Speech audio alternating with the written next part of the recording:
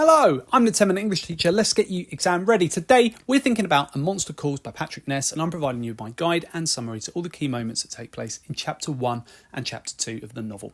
Before we get going, don't forget to like and subscribe. There are plenty of things on the channel to help you understand this novel and others you may be reading. Okay, my guide and summary to Chapter 1 and 2 of A Monster Calls by Patrick Ness. In front of us now is a comic strip that takes us through all of the key moments that take place in Chapter 1, that's on the top row, and Chapter 2 below. I'm going to walk you through all of those key moments now.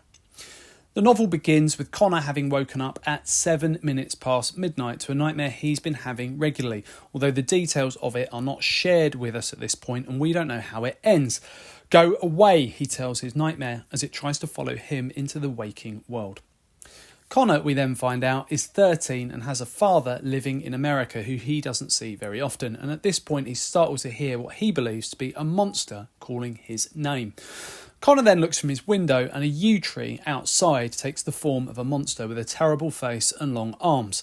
The monster tells Connor it has come for him, but strangely Connor feels no fear.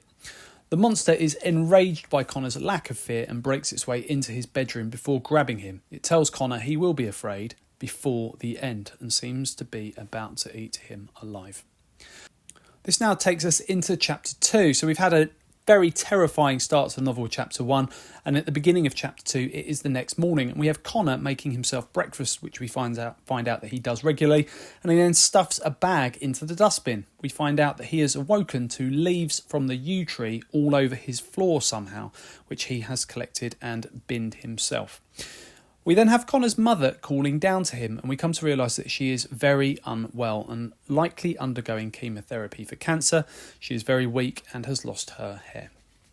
In the conversation that is had between Connor and his mother, Connor is disappointed to hear that his grandmother is coming to stay.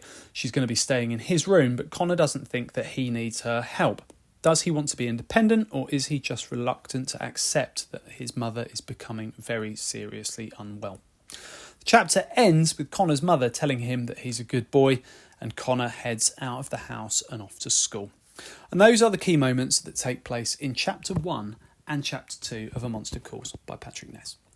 Now, if you want to take it further, all you need to do is click the link in the description for this video and you can access completely free worksheets for you to keep. You get a copy of my comic strip of all those key moments from Chapter 1 and 2, and you'll also get a worksheet so that you can summarise all of these events in your own words. Okay, check out the other videos on my channel. I'll continue to add content. Feel free to ask something you'd like to see me cover in the comment section. Don't forget to like and subscribe and share and keep revising.